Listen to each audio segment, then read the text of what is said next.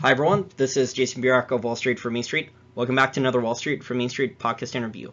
I've become a student of technology really since 2013. I did not have a technology background. I think it should be taught in schools more at the university level rather than a lot of those entry-level classes that are taught. People should have entry-level, mid-level technology so people get accustomed to learning more about it rather than, after they graduate. And today we're going to do something a little bit different. We're going to have Cris Sheridan on from Financial Sense. He's a webmaster, senior editor there, and co-host of the FSN Insider podcast.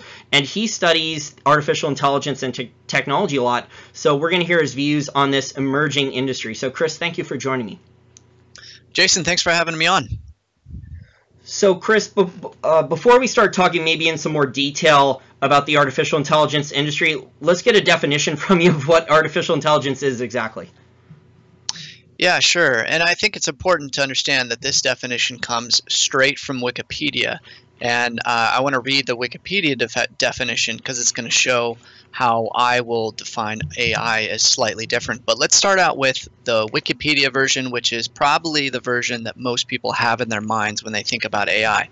So Wikipedia says AI, sometimes called machine intelligence, is intelligence demonstrated by machines in contrast to the natural intelligence displayed by humans and other animals. So, I mean, there's a whole page, and I'm not going to read all the Wikipedia entry on that. But basically, the idea that artificial intelligence has to do with machines, which is a misconception, I should point out, and that is opposed to the intelligence that's expressed by humans, animals, and lower life forms. So that's a thing that most people, or that's the concept that most people have when they think of AI.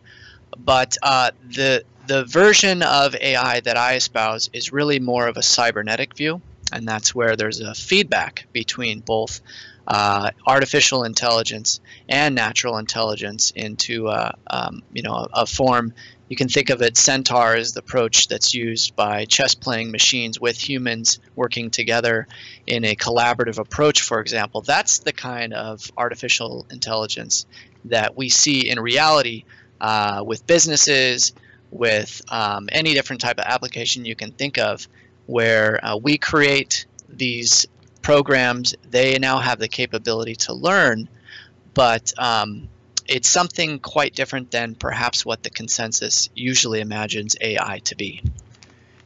Yeah, people's views on artificial intelligence is what they see on TV and the movies. So it's Skynet, it's that Shia LaBeouf movie, it's the more recent version. We were talking about this before we started recording. There's a very mediocre John Cusack movie that came out in the last month or two on Netflix, where John Cusack, in order to become immortal, he's this tech billionaire, and he creates an artificial intelligence, and then he merges with this artificial intelligence that he created called Kronos to become immortal, builds like a cybernetic robot body, and then he starts murdering all humankind.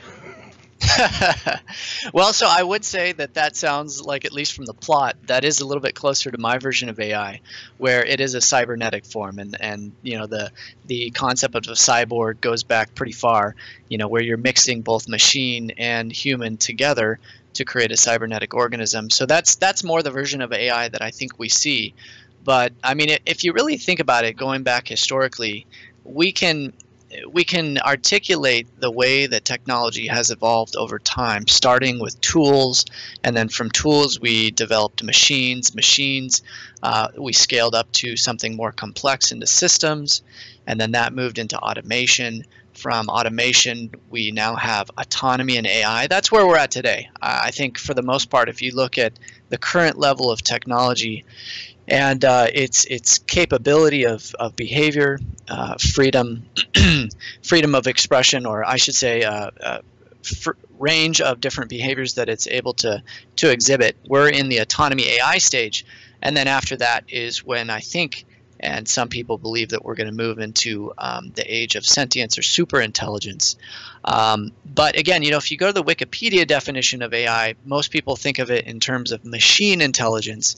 That's a misnomer, because machines were a scaled down version of what technology has evolved to today, which is quite a bit beyond that. I mean, we went from tools, machine systems, automation. Now we're seeing autonomy. So, if you think about all the algorithms high-frequency trading systems and software that's able to buy and sell on their own inputs in the financial markets, in stocks, bonds, commodities, futures, you name it.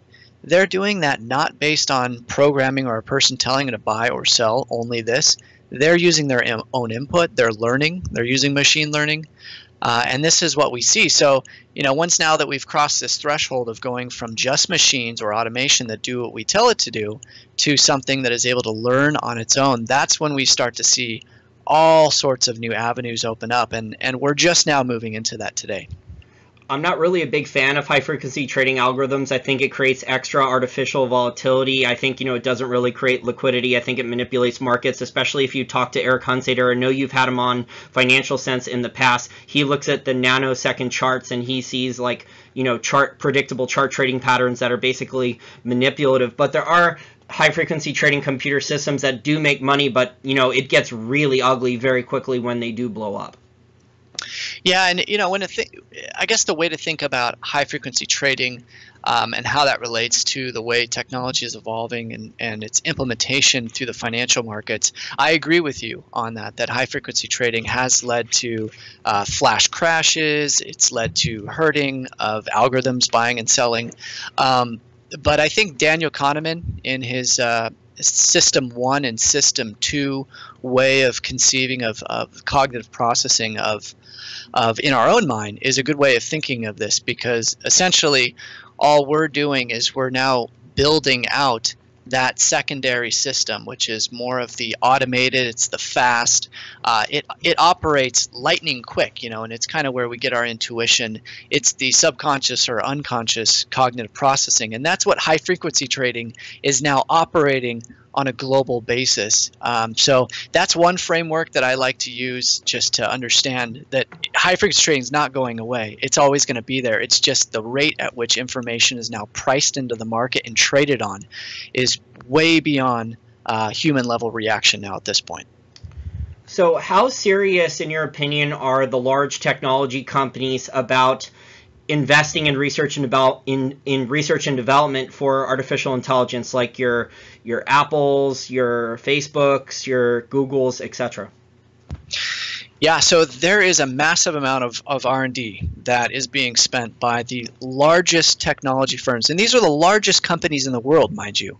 And I mean, we could even extend this to China as well, Alibaba, Baidu, and the like. The largest companies in the world are spending billions and billions of dollars on either their own research for AI machine learning applications, or they're stealing each other's research. So there really is an arms race. And it's interesting, because I think this is probably one of the key takeaways from this interview that I would like you and perhaps even your listeners to keep in mind, is that I do believe we are in the early stages of what we should consider an AI bubble, where it's a second iteration of the technology bubble that we saw in the 2000s, except this time the narrative, the spending, the hype surrounding this current bubble that we're in now with these technology firms, FANG stocks in particular, right? Facebook, Amazon, Apple, Netflix, Google, and even Microsoft. And then, of course, we can look at a number of other ones, Baidu, Alibaba. They have such high premiums, and they're just exploding. They're outperforming all the rest of the market, pretty much what we saw in the tech bubble of 2000s. Again, it's largely now being driven by AI. And the public hasn't yet gotten there. But I mean, it's very clear when you look at just the amount of money that they're spending in this area, that this is the rallying cry. This is the thing that is being named now increasingly, or called out to in conference calls by corporations in their quarterly earnings for corporate guidance. I mean, they're mentioning AI more and more and more.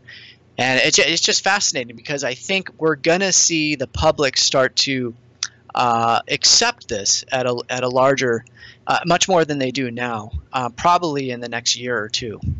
Do you think then that hundreds, when we account for government spending into this, with the military of the United States government, the military of maybe the Russian government, the military of the Chinese government, that potentially tens of billions, if not hundreds of billions of dollars per year is being poured into this, into research and development? It's basically, if you see the comments and a lot of articles, if you Google artificial intelligence on Zero Hedge or some other financial sites, you'll see that basically it's turned into an arms race between the U.S. government, the military there, and also the Chinese government, and even Putin has commented on this recently. Correct, yeah. So Putin had said that whoever leads AI in technology with AI is going to lead the world. And you're exactly correct. I mean, it really is an arms race now between China, Russia, and the U.S. Those are the top three players. And China has their Made in 2025 initiative, which has been in the headlines quite a bit, especially once we started seeing a lot of the trade disputes with U.S. and China. But a large part of this has to go not just with, of course, trade with soybeans and steel and things of that. A large part of this has to go with making sure that each country has the leadership, has the leading edge on the key technologies that are going to essentially make our modern economy, that are going to drive the infrastructure and hold up the infrastructure of our world going forward, whether or not that's cybersecurity, whether or not it's the financial markets, whether or not that's the electrical grid, 5G communication, telecommunications. All of these things are wrapped together with the interests of each of these governments. And in order to protect those, AI is playing a larger and larger role, because there's no way that a human sitting behind a computer, and I'm thinking of an analyst in the intelligence community, there's no way one analyst sitting behind a computer can assess the millions of threats probing every part of our government, or vice versa. It's an arms race going both ways. Can do that alone. It has to be something that is utilizing adaptive, autonomous software, and so that's where AI is now being implemented. There's not a lot of news about this. There are some headlines about it if you do your research, but the public isn't aware just how far it's going. A lot of it's probably, with a top secret clearance level, especially if the military is involved. So you're not going to, maybe if you go to one of those military conferences or something where they occasionally, show off a robot that's controlled, or a drone or something along those lines, maybe you'll see a glimpse of it. But yeah, I think a lot of it's not going to be released to the public exactly. But I think you brought up a very interesting point. So the artificial intelligence is going to be combined with other technologies. And this is something I've been noticing a lot lately, that there's a lot of technologies being combined with one another to basically, when you combine a couple different types of technology industries, you can kind of get exponential gains with a new industry, or enormous productivity gains. So you mentioned before in our show notes, you talked about big data, how, we have all this data on the internet, all this data on social media, all this financial market data. There's tons of healthcare data. IBM has spent an ungodly amount of money on Watson, research and development. I think Watson's an amazing technological advancement. However, if you talk to executives at IBM, I think Watson's been going for 15 or 20 years, and it's improved a lot. I still don't think that they have a way to actually quantify the profits that Watson's going to potentially make. So they're saying that Watson's going to revolutionize healthcare. He's being integrated with hospitals and medical schools, and that's a great thing. He's going to help doctors. He's going to put probabilities of diagnosing, ailments and diseases, stuff that doctors can't fully memorize, right? That's a great thing for humanity, but it's going to be tougher for people to quantify exactly how much profit it's going to make, especially in the near future. Yeah, exactly. And that's why I think, this idea of an AI bubble is important, because we can see all the commercial applications of the new developments that have just happened within the past few years, particularly with, like you said, natural language processing with Watson, conversational AI that we see with Siri, with Google's Duplex, and we can get into that later because I think this is really important as well. But we can see how all of these things are going to have dramatic impacts, and companies understand that. That's why they're spending the money, but where are the profits? Where are the revenues? And so I think that's why we are going to see, just like what we saw in the tech bubble, where the hype goes before the practicality of a lot of the implementation of this technology commercially. And you see this massive euphoric phase of like, oh my gosh, AI is going to unleash all this massive productivity, which companies believe, and a number of guest experts that we've had on our show also believe and have said. But then what happens is reality catches up, and then we see, hey, you know what? We're still about 10 years away. And then you look, going forward from year 2000 to today, I mean, look, we do see all of those benefits that were being projected but priced in 10 years too soon, right? I mean, now we do have Amazon. Now we do have Netflix. We have that digital economy, which is running full and well, but it takes time. So the hype will come before the actual implementation and the revenues. Yes, and to use another technology analogy about this, I think it's great that Elon Musk wants to build a reusable rocket ship and he wants to put humans on Mars to colonize Mars. I think that's great, but as an investor, it's not a viable business plan because it's not a viable business plan that all these testing of the rockets, all the steps that are going to have to be made along the way, I mean, it's going to lose a lot of money. And I think, Chris, that's why, these technology guys, a lot of them are using their own money, at least at first. We have a lot of private artificial intelligence companies. So Larry Page of Google, I know Google is spending some of their own money on research and development for their own AI systems. I guess can you technically classify like the assistant on your phone now, like Google Assistant or Siri and Apple, are those technically artificial intelligence?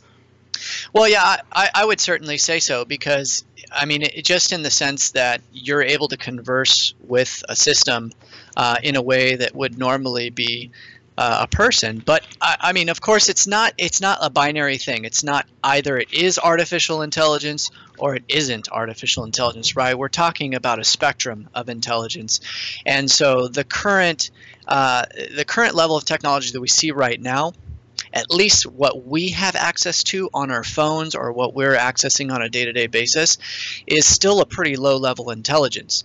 Now, I'm in just probably the next 6 months, perhaps in another year. It's not sure. We're not quite sure when this is going to be released. But Google Duplex, they just revealed their new personal assistant that sounds exactly like a person. And the AI has ums, can pause. It will even interact and adapt to the conversation. That's where, by the way, duplex comes from.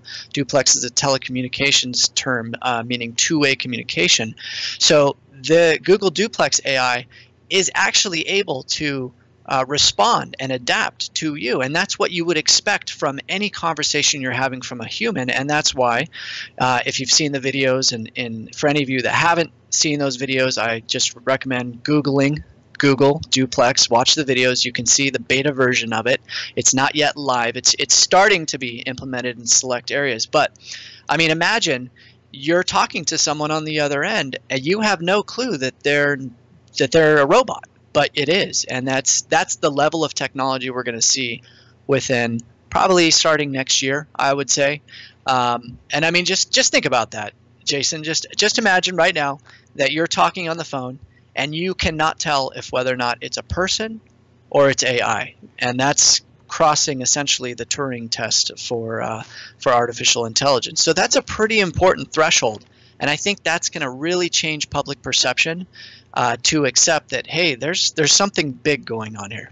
There was a science fiction movie about 5 years ago with Joaquin Phoenix and Scarlett Johansson, and he fell in love with his phone. Yeah. Well, with the artificial intelligence on his phone. Yeah. Yeah, that's honestly, that's theoretically possible, I guess, because you can train AIs in any way you want. I mean, that's the amazing thing about neural networks, which is really the latest advancement of AI is running on deep learning neural networks. You can train them to have any data set that you use on a deep learning neural network. It will start to take on the characteristics of that data set, and that's where big data ties in. That's where I think the next technological threshold that we're going to move into is when AI is no longer just computing on or learning from data that we see online, or data that is sold by data brokers, for example, but it's actually now moving into genetic information. So that's the next big treasure trove, and the implications of that are also going to be pretty enormous.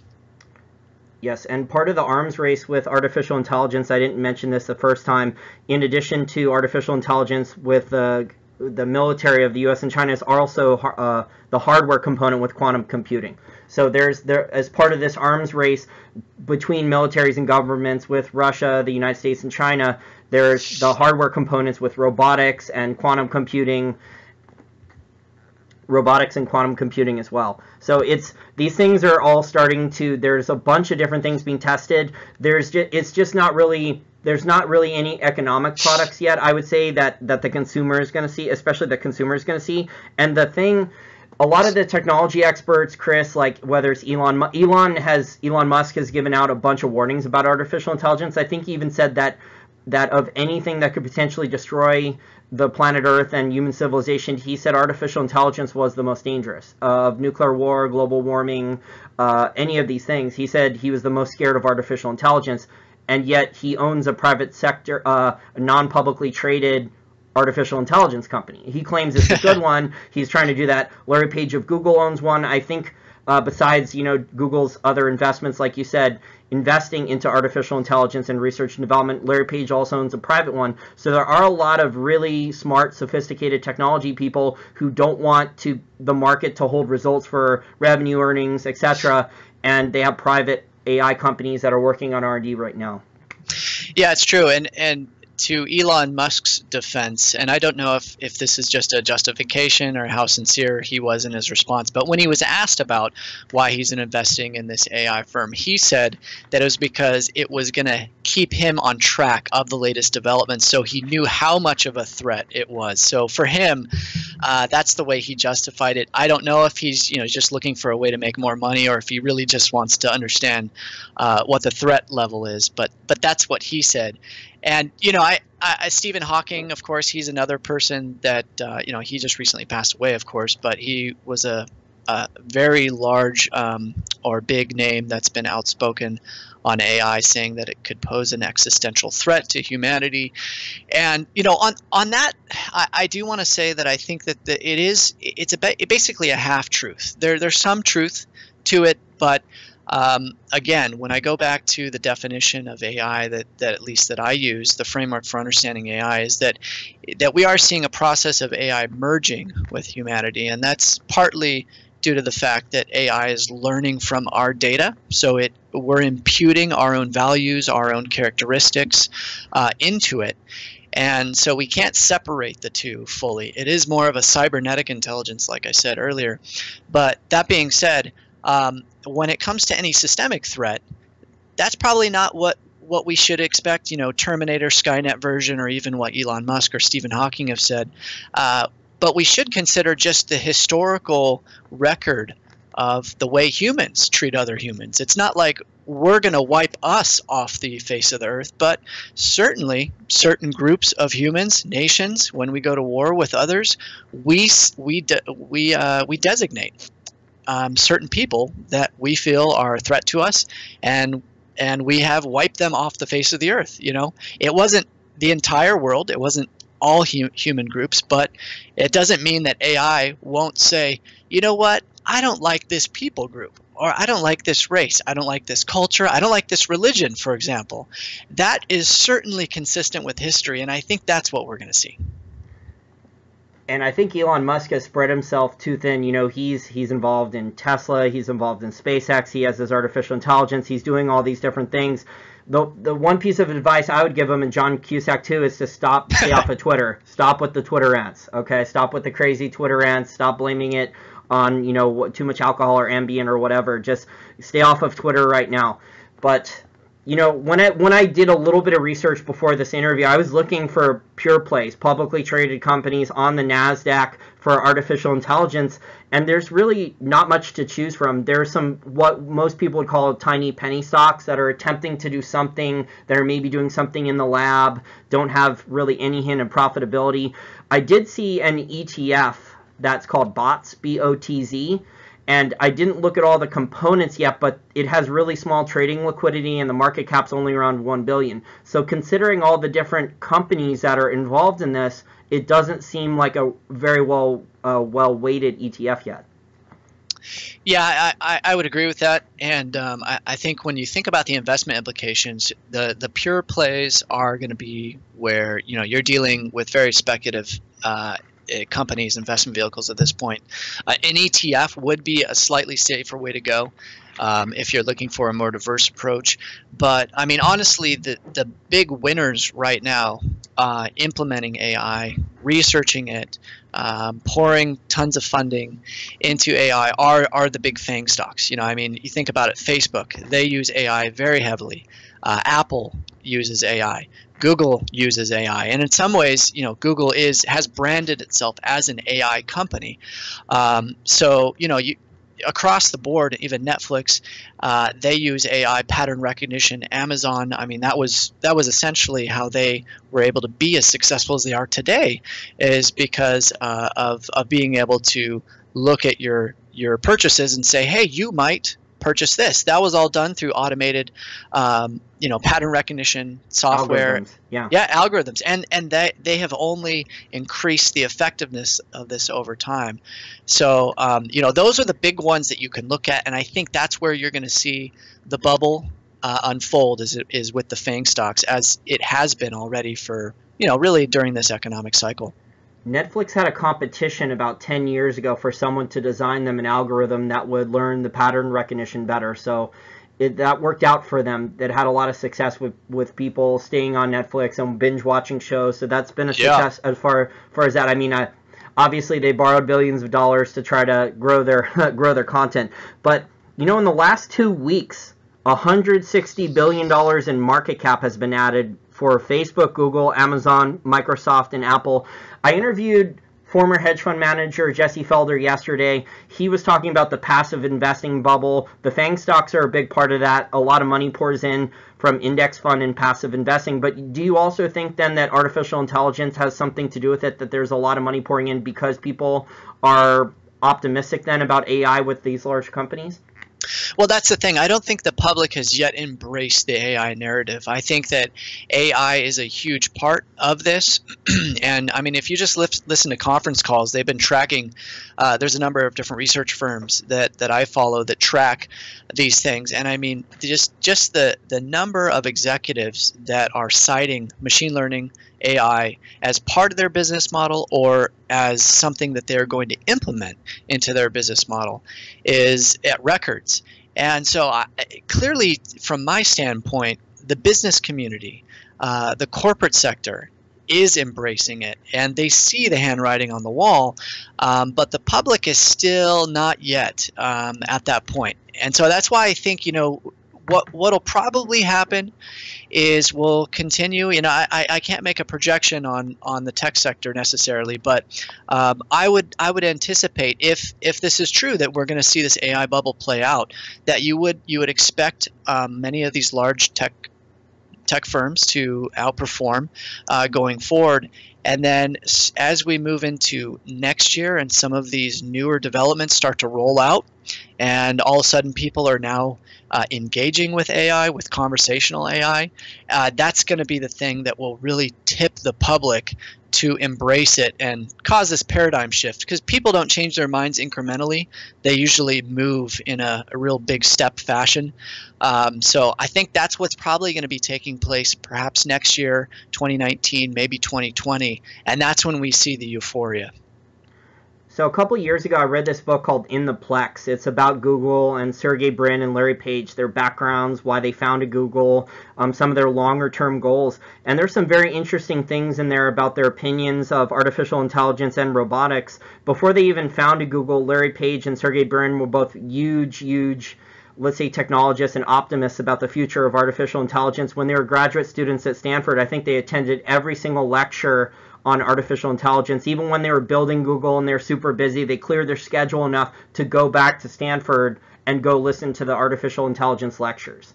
So this is a long-term life goal for them to build this thing out. They bought Boston Dynamics, which is making, if you go watch the YouTube videos with the Atlas robot and the dog robot, the progression that the dog robot has had, if you've seen that, it's kind of a pack mule slash dog where it can carry, hundreds of pounds out in the field for military. Even if you push it with all your force, it falls down on its legs. It figures out how to get back up on its own. Even the new ones in the last couple months, the videos I've seen, it can open doors now with sensors and like a hand crane. It's insane. Yeah. The robotics industry is really taking a huge leap forward too, and all this goes back again to what we see with deep learning neural networks. Because I mean, something that you referenced earlier, I think it's important to point out that if you were to think about translation, the way that computer programmers and even theorists originally tried to tackle the problem of translating between languages in an automated fashion, right, using machine translation software. They thought the way to do it would be an if-then sort of programmatic method where you essentially program into the software all of the rules of grammar, of syntax, of human language. And unfortunately, that was the wrong way to do it. It performed terribly. And they sort of gave up. But then what happened is they realized, you know what, if you actually have only a small number of rules, but you feed the software tons of data, then it performs way, way better than the prior approach. And so that's when the era of big data came about, and they just started feeding machines tons of language. And now translation software works really well. Now the way this works to robotics is originally, the functioning or behavior robot in simulating human intelligence was thought that you would do it from this rule-based programmatic approach. But we're now moving into this phase where all they do is they feed tons of data into the machines, either to simulate and map out their own environments and then learn from it. They can imagine, the robots are now imagining the software. They imagine what their environment looks like, the quickest way to get from A to B, and they actually do tens of thousands, if not millions, of trials of how to walk and move and navigate every single possible environment you can think of, to where they're now able to do the things that you're just citing with open doors. So it's a trial and error. It's massive amounts of data, and it's a completely different approach than what traditional AI was starting in the 50s and the 60s that we saw in prior decades. And the gains in robotics, and there's a number of factors involved. The software has really improved. The data, the ability to read it, like you said, has really improved. The other thing, and I researched robotics a couple years ago. I watched quite a few documentaries on YouTube, really long documentaries, old documentaries about robotics from 15, 20, 30 years ago. And if you go back and watch those, and you see what the robotics experts from MIT and elsewhere predict, we've already exceeded, Chris, all their expectations for what would happen in 40 years in their entire lifetime in just the last 10 or 15 years. Yeah, it's amazing. And I think a lot of that is because of how cheap not only the software improvements and the data involved, but also how cheap it is for sensors, HD webcams, computing power, all these things combined that go into the robots. And so when you have these cheap sensors and cheap HD webcams, you can make like basically a security guard robot. Yes, it can't run and jump and do all these things, but it's kind of a big 300 or 400 pound cone with it has HD web sensors, it can record full audio, it can alert the police, it can do some pretty impressive functions. It can't do everything, but obviously like the robotics experts from decades ago wouldn't have been able to predict, and that's because of the computing processing power and how cheap all the other components, the hardware components, have become due to free markets and capitalism and innovation and competition. Yeah, I fully agree, and it's all in the name of efficiency, productivity. I mean, clearly, if you can have a robot that can work 24/7, 7 days a week, and it doesn't need to take any breaks, I mean, think about the productivity enhancement, and that's exactly what Amazon is implementing at its its massive warehouses that it has. A lot of supply chain management, what we see with shipping and inventory management. I mean, a lot of this is being automated. It's being robotized. Tesla incorporating this. So, there's not always. In the long term, Chris, that's probably going to be good, more productive, but in the short term, there's going to be very painful adaptations. People are going to lose their jobs. Yeah. PwC, I sent you the article before a couple days ago. PwC just put out a report recently. They think long term, more than 10 years out, that as AI becomes more integrated into a lot of things, that this will be net positive for the economy. But in between, I think it's going to be very painful. You know, you mentioned that it's going to automate a lot more things. If people want more retirement benefits or they demand higher wages, you're seeing this now in the fast food industry, where the McDonald's, obviously there's been a lot of protesters, right, demanding higher minimum wages. Well, McDonald's and these other fast food restaurants, Wendy's, etc., they're just going to switch to touch screens and automate. Yeah, that's very true. And I think the best way to think about this is quantity versus quality. I do think there's a huge case to be made, at least historically speaking, this has been true, that with every new technological advancement, it typically is a net positive in terms of the quantity of jobs that are created, that the number displaced or the number of jobs destroyed is less than the number of new jobs or industries that are created. So I think there is a very solid case for that, and historically speaking, that has been true. However, the quality is another separate matter. And, you know, I mean, one of the things is the people that are displaced, which industries are they going to move into? Sure, they may be doing things that they enjoy. They're probably going to be more sedentary. It might be more of a social. Their new job may be more of a social nature. Perhaps they, like you, are communicating on YouTube their views. But you know, in a sense, manufacturing jobs, which have continued to fall and be replaced by robots, it is menial work. It's difficult work, but it's also very steady work. It's also something that's predictable, and in some ways, people, they need that. You know, that people do need that predictability, the steadiness of a job, that they know, hey, this is what I'm going to do, and I'm going to perform this job. It's not going to change every day, and we're losing more and more of that. And I think, you know, you see the development of the gig economy, of you know, people working part-time, changing jobs from one to the next. You know, that's where some of the qualitative aspects come into play, and I think that's like where you say that the conversation, we need to be having this conversation about what that's going to look like. Yeah, I think in the short term it could be very disruptive, very painful. People are going to have to take a long-term approach to learn skills and adapt. It's not going to be easy for a lot of people who are older, who don't want to commit to learning new things. So like my parents don't want to learn cryptocurrencies. They're not that good with a lot of the internet stuff, that generation. This is going to require, you know, very advanced learning skills and commitment to lifetime learning.